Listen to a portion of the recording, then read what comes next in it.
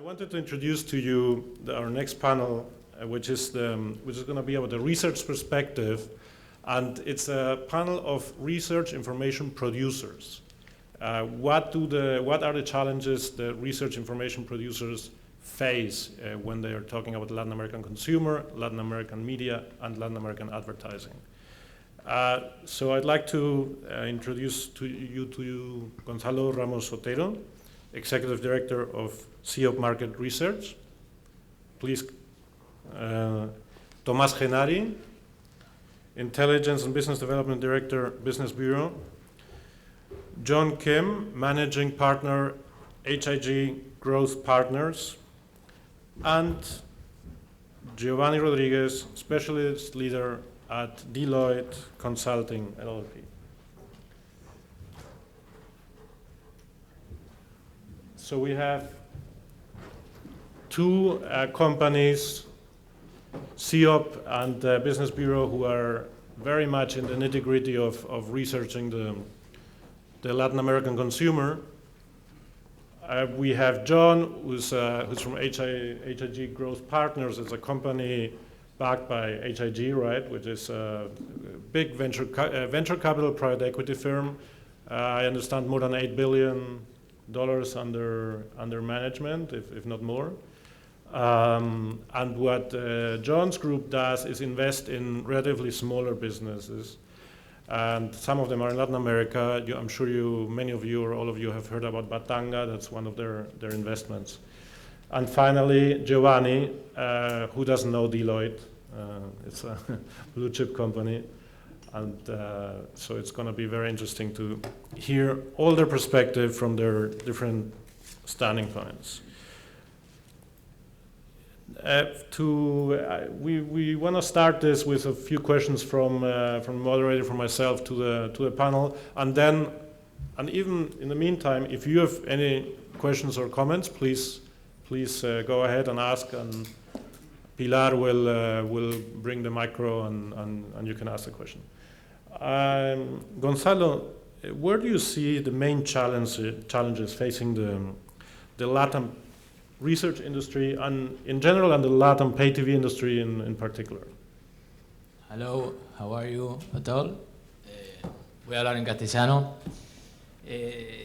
Yo quería resumir en dos grandes temas los desafíos para la industria de research en Latinoamérica y con foco en lo que es TV paga. La verdad es que nosotros entendemos, y más que todo desde nuestra experiencia, después de trabajar varios años en la región, una de las cosas que vemos desde la oferta, y cuando digo desde la oferta es desde los que producimos investigación y los clientes, hay un tema que es antiguo, pero no por eso deja de llamarnos la atención, y hemos tenido prácticas muy interesante, que tiene que ver con el lugar y el posicionamiento que tiene el market research en Latinoamérica. ¿A qué me refiero? Me refiero a que muchas veces la alta dirección y el middle management o las gerencias toman los datos duros internos y los duros de mercado, que sabemos que, como comentaba Horacio, en algunos países son bastante complicados. Se manejan por ventas, se manejan por costos, por inversiones, a la hora de lo que para nosotros creemos que es lo importante en los que hacemos research, que es tomar decisiones. El desafío concreto para nosotros en Latinoamérica es trabajar desde la industria, y tiene mucho que ver una parte en los que producimos la investigación y otra parte tiene que ver con los clientes, en generar esta igualdad en el posicionamiento que tiene un dato duro para tomar decisiones y para planificar. Nosotros lo que vemos es que hay una debilidad que se puede transformar claramente en una oportunidad. Quiero decir con esto que poner en el mismo lugar y sopesar y complementar y hacer sinergia entre lo que son datos duros y lo que es la investigación de mercado. Esto que parece trillado en Latinoamérica realmente en nuestra experiencia vemos que algunas empresas lo hacen bien, están adelantados, o algunos países más que otros. Hay grandes diferencias, como comentaba hace unos minutos Horacio, en cuanto a los niveles y desarrollo del market research en los distintos países.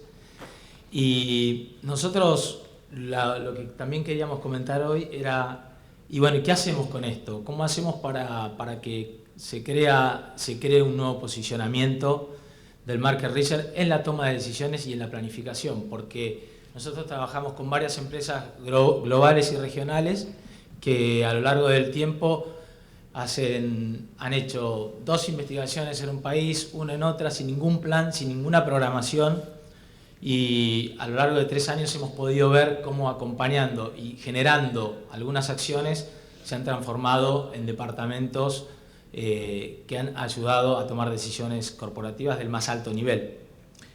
Entonces yo quería ir a algo muy concreto y para cerrar este primer punto, que es cómo lograr el desafío de que el market research se meta en el planeamiento y en la toma de decisiones de la alta dirección en la región latinoamericana. Básicamente nosotros hay un vehículo que nosotros vemos cada vez más y lo hemos utilizado y apoyado, que es no trabajar en investigación de mercado, sino en generar información de business intelligence. ¿Por qué digo esto? Porque se integra información dura con información que generamos los research producers, y esto tiene un alto impacto en la dirección. Es un vehículo que nosotros hemos implementado y ha generado cambios culturales internos en las compañías. Es un acompañamiento. Con esto quiero decir que hay empresas que hemos empezado haciendo focus group y hemos terminado con planificaciones anuales y realizando 12 o 15 estudios programados en el año con un objetivo, que muchas veces, por lo menos en Latinoamérica, es muy disímil cómo se maneja esto. Ese es un primer punto. Otro que parecería bastante trillado es el tema de trabajo en equipo. Muchas veces nosotros tenemos un solo interlocutor y el gran punto para nosotros es trabajo en equipo con no solo un cliente interno, sino la alta dirección. Para nosotros, y ahí metiéndome en un tema de la regionalización, es fundamental que la alta dirección participe en el desarrollo y en el acompañamiento del market research. Y no solo el cliente, sino todo lo que es aquellos proveedores satelitales. A esto me refiero con agencias de publicidad, agencias de diseño, y pueden ser compañías con las cuales hemos hecho, por ejemplo, reingenierías de proceso para modelos de atención. Ese es otro de los temas importantes que nosotros consideramos. Y en definitiva, que la consultora, en este caso nosotros, esté enfocada a ayudar a tomar decisiones. También esto parece trillado, pero no es así. Muchas veces se termina entregando un informe. Nosotros tenemos que tener alineados recursos humanos, procesos y tecnología que apunten a la generación de toma de decisiones. Y eso es un punto en el cual debería trabajar la industria en general para poder lograr cada vez un rol más protagónico del market research. Finalizando a esta pregunta, yo les diría que la propuesta es que básicamente trabajemos en equipo, y me parece que ese es un punto fundamental para lograr que el market research se logre posicionarse como lo que es, ¿no? Una ayuda de toma de decisiones. ¿Tengo un minuto más? Medio. Bueno, la verdad es que había otro tema y que me parece de la misma importancia, disculpen que me haya excedido, que es la tensión que hay entre lo regional y lo local, digo como desafío. En este sentido nosotros creemos que también hay un posicionamiento interno, y en ese sentido me refiero en general a Latinoamérica, a las compañías globales y regionales, en que no se logra visualizar el beneficio de la unificación y de la distinción por países, el valor agregado y la sinergia que genera esto. Y también hay una visión negativa en términos de de generación de pérdida de poder, de lobby, etc. Con lo cual, las barreras que yo veo y los desafíos tienen mucho que ver con temas organizacionales, para que Latinoamérica logre dar un salto cualitativo y posicione al market research regional en el lugar que para nosotros tiene que estar, que es en las decisiones estratégicas de una compañía, obviamente en las tácticas también, ¿no? Y de eso, bueno, podemos hablar ya cuando surjan otras opiniones. Gracias. So to briefly summarize in English what Gonzalo was saying, one of the main challenges is how to get market research really count for C-level, for the C-level in companies, for the leaders of companies. How it's almost maybe a cultural transition that needs to be made. That information is really critical, and obviously it's critical information, but that the C-level perceives it as critical information and is ready to invest in that type of resource, such as market research. Second one, teamwork, more need of teamwork, if I understood well. And the third one, the tension between the regional and the local in the organization of corporate organizations, right? I would like to ask Tomás Genari from Business Bureau, Business Development Director. What do you think? Where do you disagree? Not so much where you agree. Where you disagree with Gonzalo, and what would you like to add? Right, so we get a bit of picture of. Thank you, Marcos. Actually, I agree 100% with what Gonzalo just said. I'm sorry about that. Because we do think that team working from us, consultancy and market research companies, we do need to grow a lot of more teamwork with our clients. We do need to achieve a better teamwork with our clients. We shouldn't just handle raw data or data in our softwares and let the clients handle it themselves. We really need to work with our clients. And in terms of business intelligence, that is quite important as well. We do need to translate all the raw data because we have, as we just previously said, we have like 1 million data in our databases and that we update every single month. We can just hand that out to our clients. We need to help them understand it with business intelligence tools. So I do agree with what Gonzalo just said, and I wanted to add a couple of more things, because from a market research point of view, we do see a couple of challenges ahead of us. First of all, when we speak about Latin America, we usually define it as just one single region where everyone is alike. And what we have found out, doing market research in every single country, is that cannot be stated without being like really, really mistaken. Latin America are 43 countries. Each and every one of them, they have different cultures. They have different ways of doing business, with programmers and cable operators. And when you start going inside those countries, each city, each town, when you go from urban areas to rural areas, things really start to change. With our market research methodologies, we have started to crawl from town to town. And the truth is that we cannot guide our market research activities based on what happens on the big cities. That is a really, really big mistake. We cannot make decisions based on market research done in the main cities. And that is actually one of the second challenges that we have right now in the market research perspective. Latin America has a complete lack of secondary information structures. There are non-official entities, like official government entities, that gather information from the PayTV industries.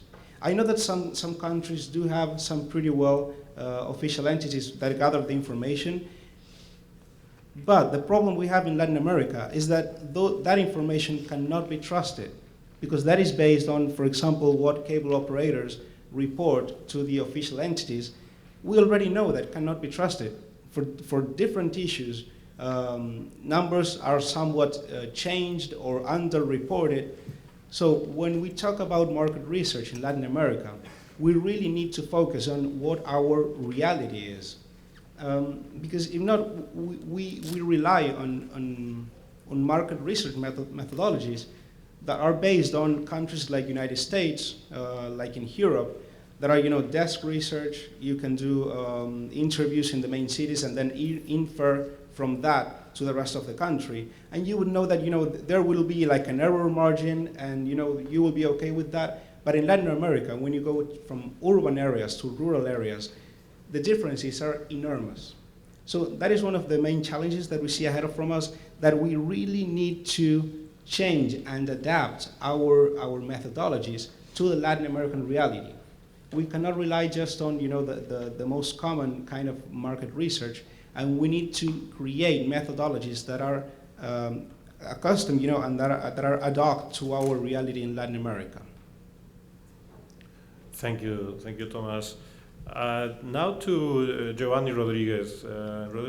Giovanni is mostly involved at Deloitte with social technology, and you help to design new services in the digital, mobile, and social arena.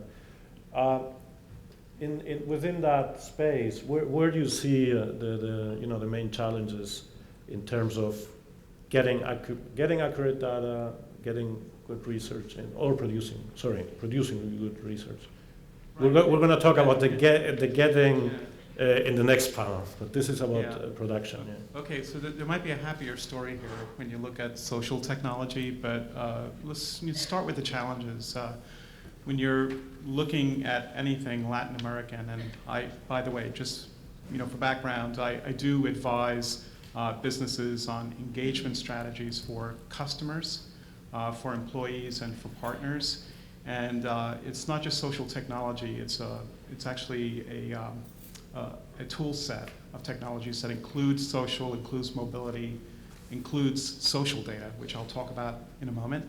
But when you're looking at things Latin American, and I have experience advising the White House Hispanic Initiative, and I've been looking at the Latin American social media market. I'm part of an organization called Latism. And also working on some large, high-impact social interventions at the public sector level. For example, I just got back from Puerto Rico. We're collaborating with the Foundation for Puerto Rico to see if we could use social technology to help with some of the systemic problems in Puerto Rico involving youth. But when you look at Latin America, and just looking at the challenges, I typically have to start by saying, we first of all, have a very low trust culture, and that's actually, I think, probably the main reasons why research is so hard in this area. If you look at all the problems, so many of them, derive from trust. There's another one that's a little bit more surprising for people that don't know Latin Americans, and I've grown up with this, but we're very status conscious. And because we're very status conscious, we actually hold on to the hierarchies we create, and that tends to inhibit the flow of information. And finally, and this is especially true of Puerto Ricans, by the way, I'm Puerto Rican, I come from the northernmost part of Puerto Rico, New York, and I know this. We're very insular. We look inside ourselves. It's very hard for us to look out and connect with the rest of the world, and actually that inhibits vision, just being able to see beyond what we do. So these are pretty big cultural, societal problems, and the happy news is that with social, this is another realm, and social is open. Information wants to be free. And in Latin America, I think most of you are probably aware of this, but Latin Americans outperform all other ethnic groups in social media. And this is true in Facebook. As a percentage of our group, it's a much larger percentage of Latins who are engaged on Facebook. On Twitter, I think there's only one other group. It's African Americans, and they just passed us, but we're very competitive, so we'll see. Next year, look at those numbers. We also buy more smartphones. We're the first to buy really fancy TVs. This is happy news, and my view is that our swift adoption of social will create new open channels for communication and also new sources of information, market research. So as you know, Twitter is not just a really interesting, fun tool for communication. It happens to be the world's largest real-time consumer database of intentions, what people are thinking, every moment of the day. And Twitter is this is 2012. I'm based in Silicon Valley today, and I can tell you there are probably half a dozen companies that are poised to become the next Twitter, something a little easier. And this information you can aggregate and you can report. And I'll talk a little bit later about what you can actually do with some of these things, because this is what we're advising companies to look at. With this resource, which is open, you can actually tear down those barriers that have made the Latin American market so impenetrable. It's an opportunity. Now, those other problems, by the way, don't go away, magically. We're understanding in Puerto Rico when we're designing, the program for Puerto Rico. But it's something that I believe all brands have to look at for one reason. Oh, by the way, yes, look, we have the, status conscious, insular, low trust culture. We're also very, very competitive, and what we're seeing right now is a culture of haves and have-nots. And I believe that the haves are going to, create a lot of envy, and we're going to copy each other and start, practicing some of the things that the best businesses are doing today. So. Thank you, Giovanni. So social media as a news source for research, that's interesting. By the way, yeah. The handle on Twitter for this event and the one starting at 2 p.m. is #Latam Summit. Okay, so if you want to know that. Going a little bit back to methodologies and research methodologies, and this question is first for Gonzalo, to tackle some of these issues and challenges you and Giovanni and Tom have talked about. What methodologies in general terms do you try to use and why? En español. Un poco las metodologías que estamos utilizando para Latinoamérica o para Panamérica tienen relación un poco con uno de los temas que toqué hacia el final, que es esto de yo le puse como título la tensión entre lo local y lo regional. Y básicamente, de nuevo, yo dividiría en oferta, o sea, los que estamos del lado de generar la información, que las problemáticas que veo ahí es que tenemos que, entre comillas, lidiar o vincularnos con varios países, con distintas compañías que tienen estilos de cultura de gerenciamiento distintos, operaciones distintas, modelos de atención distintos. Eso desde el lado de la oferta, y hay desniveles también muy importantes desde el punto de vista del desarrollo del market research en cada uno de estos países. Esa es la realidad desde la oferta en América Latina. Y desde el punto de vista de la demanda, y después voy a cuáles son las metodologías que usar, pero quiero hacer esta introducción, desde ya que hay grandes diferencias en idiosincrasia, ya lo vimos en los videos que mostró Horacio. Me refiero también a temas socioculturales, socioeconómicos, a dificultades para lograr hacer un approach en la investigación, y ahora me voy a referir un poco a cómo lo hacemos, ¿no? Porque hay que ser muy cuidadoso en términos de cómo acercarse a esa realidad que es heterogénea y global al mismo tiempo. Y ese es el punto que quiero destacar. Nosotros tenemos una visión que es lograr una visión unificada, pero que al mismo tiempo distinga. Sí, esa sería la definición. Para esto, nosotros lo que hemos trabajado y nos está dando buenos resultados es, con respecto a las etapas de las actividades de investigación de mercado, las centralizamos. Las centralizamos, me refiero a la toma del dato, que es la primera etapa en research, el procesamiento, y eso estamos logrando poniéndoles estándares de calidad. Justamente estaba comentando también Horacio el tema del ISO 9000, estamos trabajando en esa línea nosotros para estar con la ISO 9000 hacia este fin de año.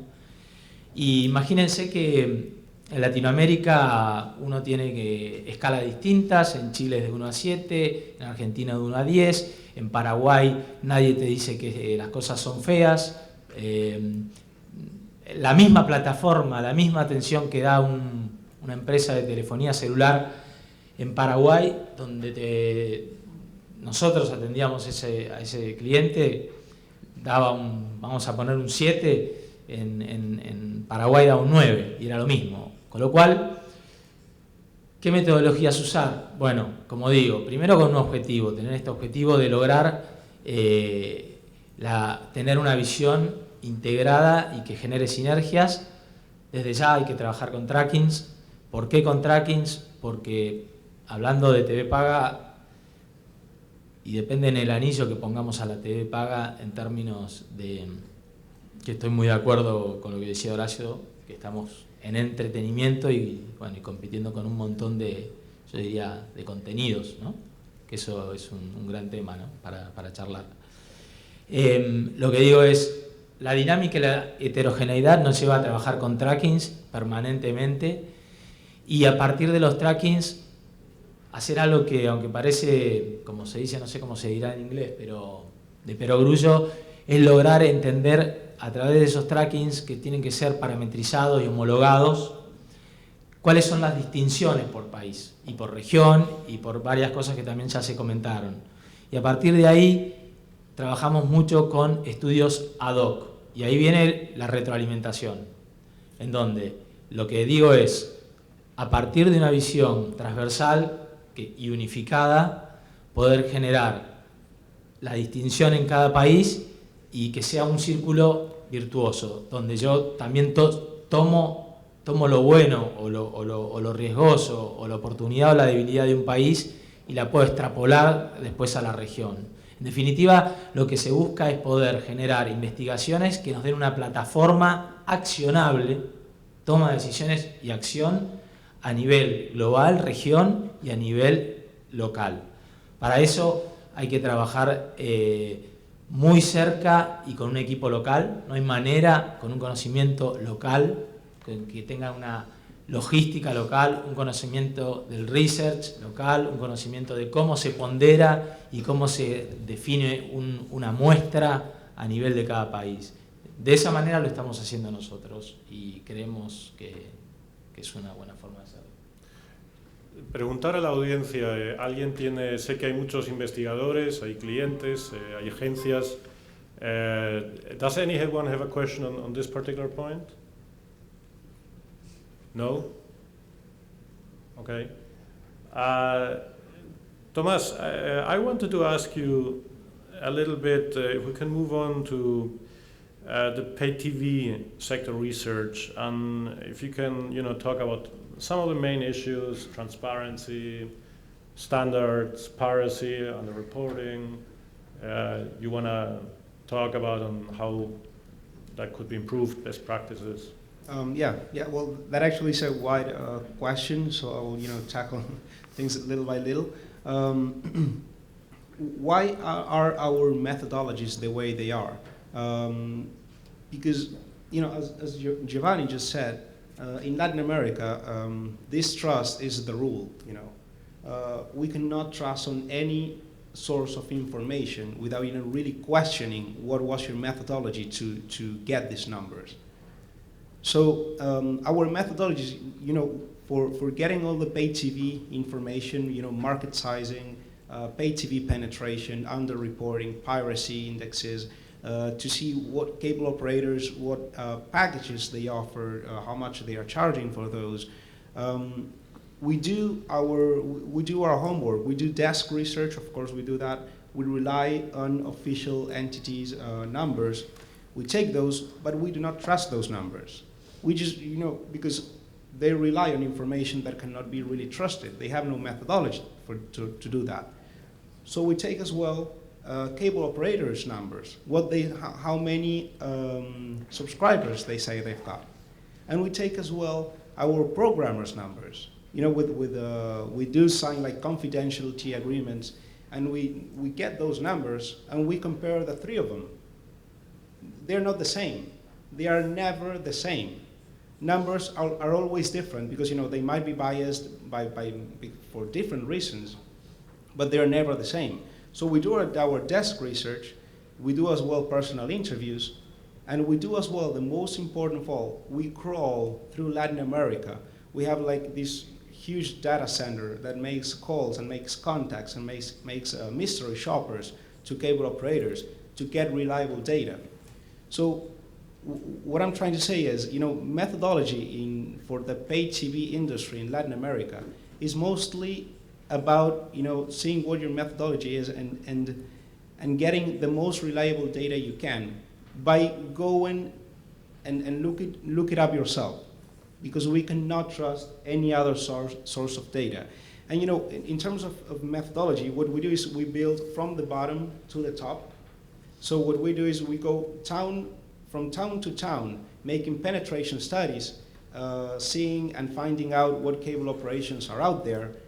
We make the penetration studies to realize how many subscribers each and single one of those cable operation has. And we also check which channels they have in their lineup.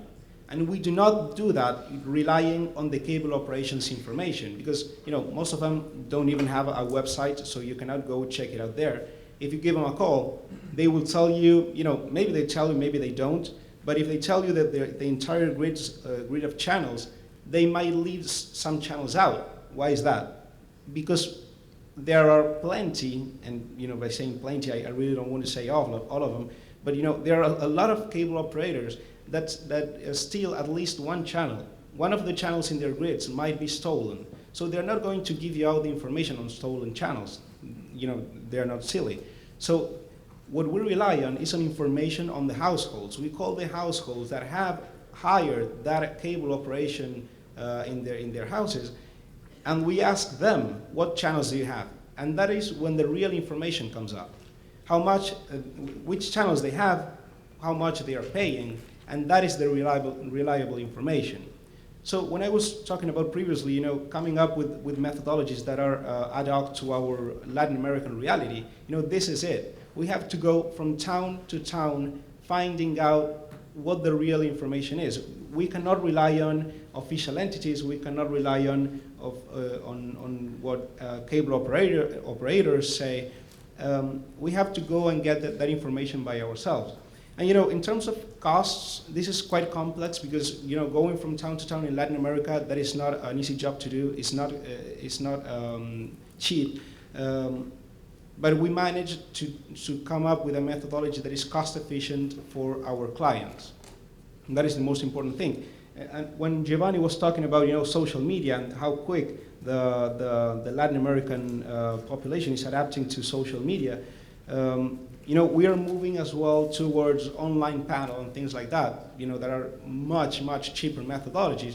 But that kind of methodologies cannot be trusted yet because, how long will it take us to get to online panels to be the only source of information? I don't know if it might take us like 5 or 10 years maybe. We hope to get there as soon as possible because costs are much cheaper there.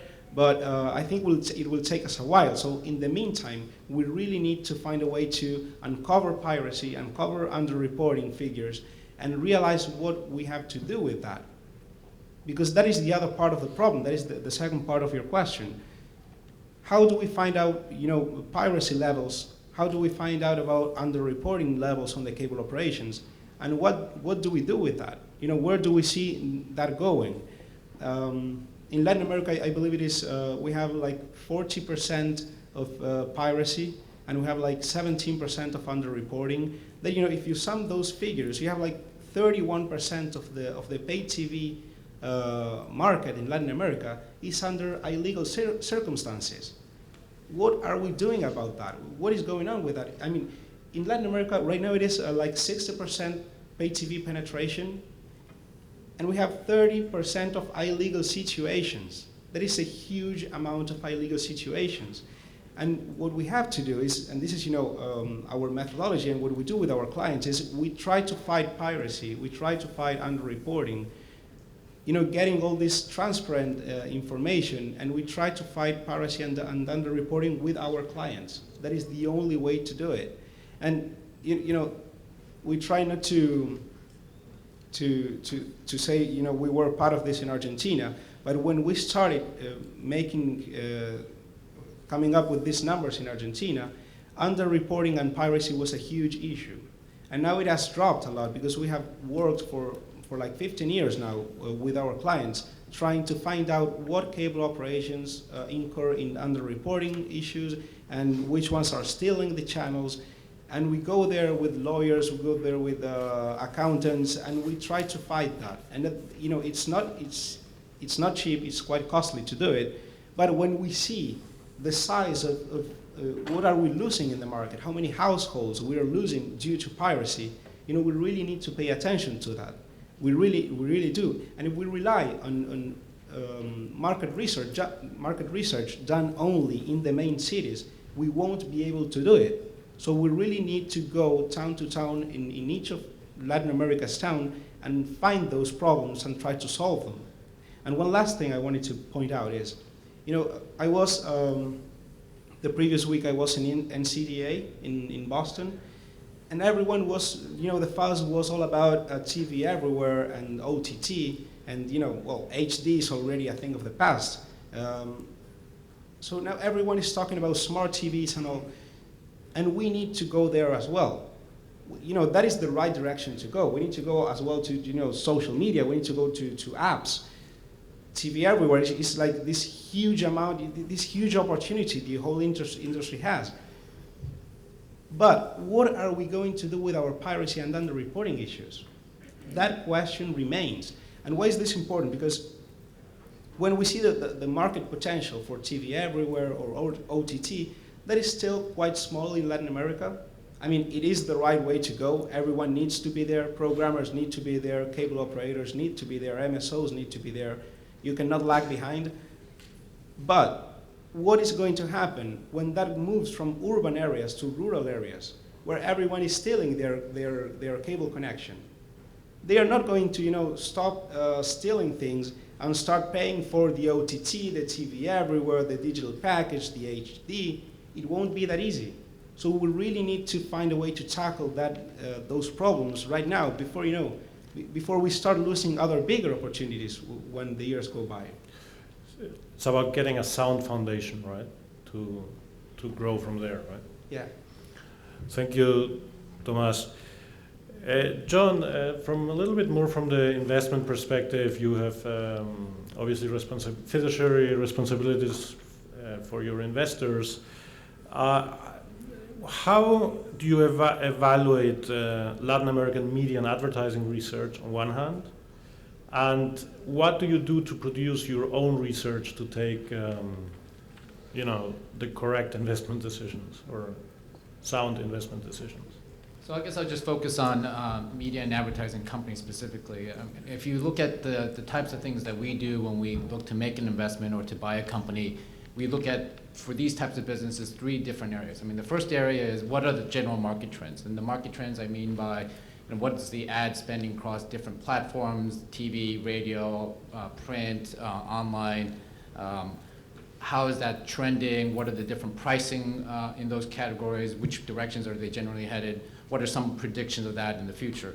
So we look at that. The next thing we look at is what is the typical underlying consumer behaviors? So especially for online companies, what's the audience? How often do they visit? How long do they spend? How many ad impressions do they serve? And that's something that we get a sense of, okay, where are they spending their time? Where are the different trends there?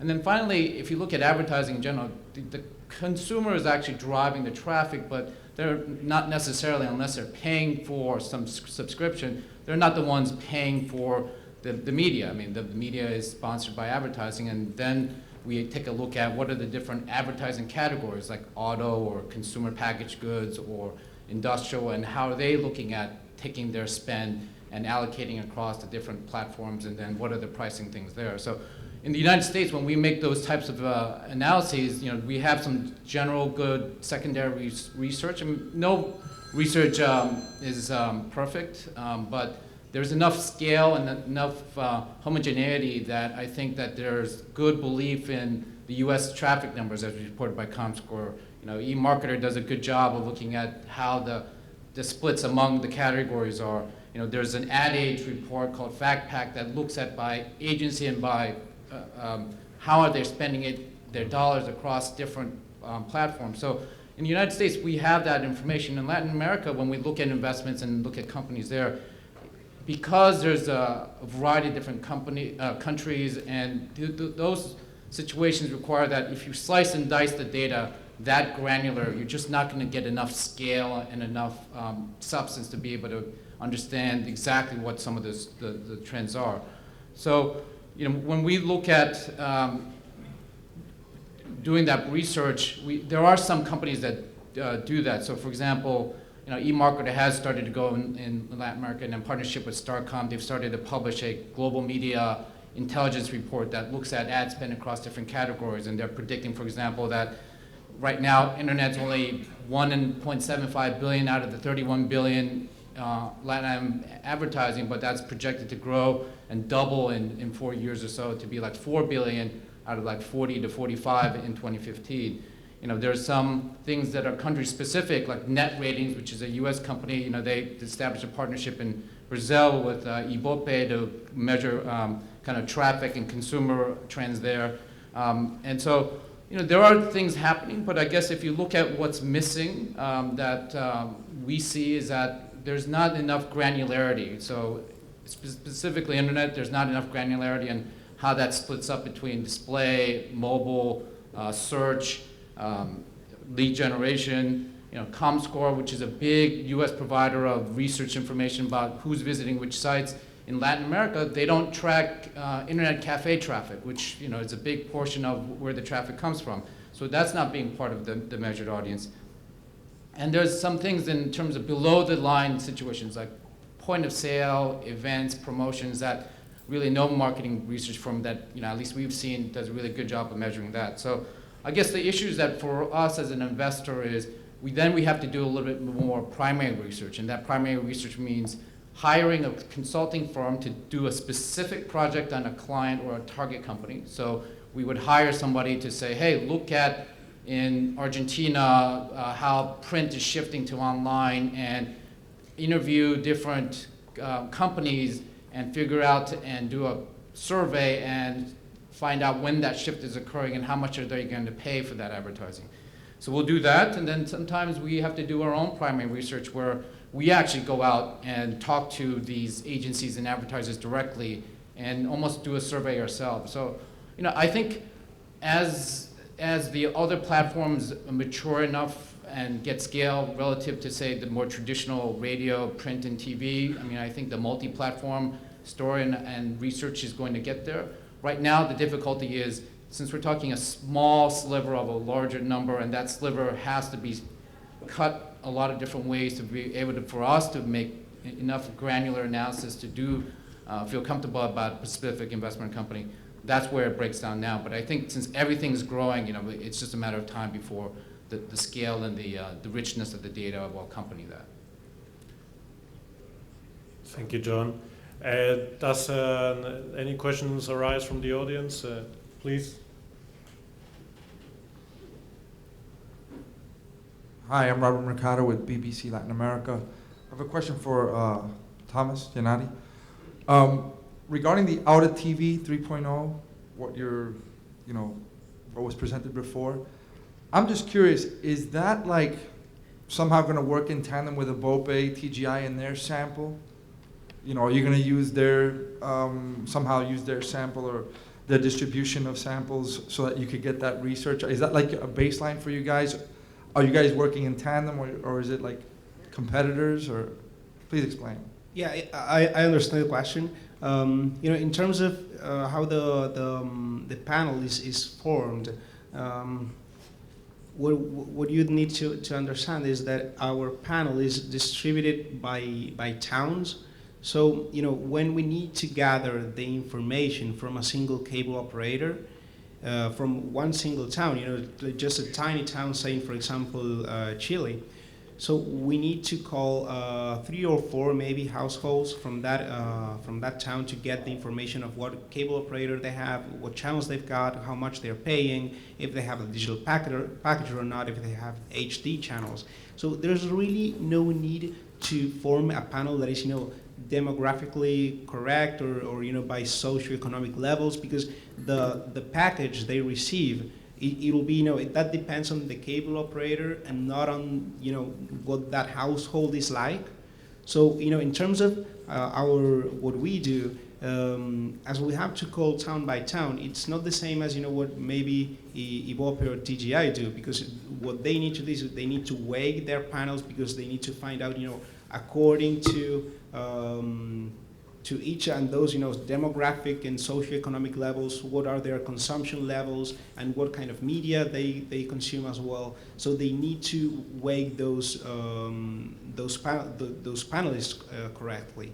So what we are moving toward is, when we started talking about online panels and using that information, then we really need to grab that opportunity, and then we really need to start weighing our panelists. Because if we need if we are going to move forward to our level of information that is really granular, and you can go from town to town, if we want to do that in each town, and if we want to move forward, like consumption levels, what kind of, what brands they have, and if they remember this or that advertisement, and if they watch this or that channel, then to get reliable results, we need to weigh the panel. But that is not the case at this moment for that particular service that is Audit TV.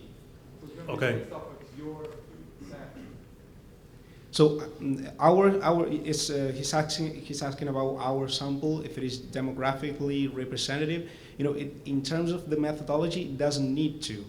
Because as it is, from town to town, we really don't need to make it representative in terms of demographics and socioeconomic levels.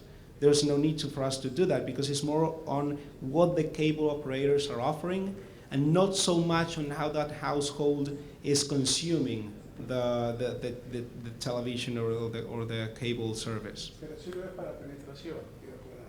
Okay, when it comes to Audit TV, when you talk about penetration, then as we gather the information, we need to make, it is like 300,000 contacts a year. When we call all those households to make the penetration studies, then we need, one of the questions is, well, actually it's not one of the questions, this set of questions that are defined to set what socioeconomic level that household is, and some basic data.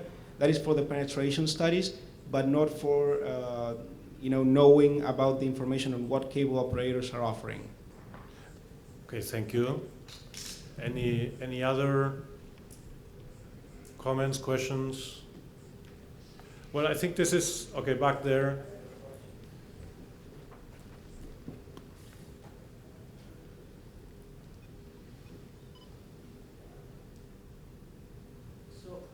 Basically, my question is, well, my name is Byron Morales. I work for Payless, and for us, it's really hard to do a lot of TV analysis and basically get a good return of your money.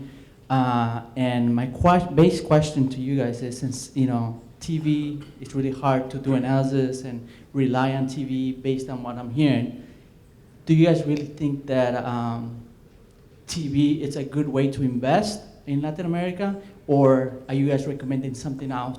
Or, for example, is something else trending, or a different media vehicle trending more than TV? Because, it's really hard to, from what I can hear, should I invest $100,000 on TV? Is it really worth it? Or should I be investing my money on something else? Do you mean Is this for Tomas or for John? Anyone that can answer the question. Is that in terms of advertising or? Yes, advertising.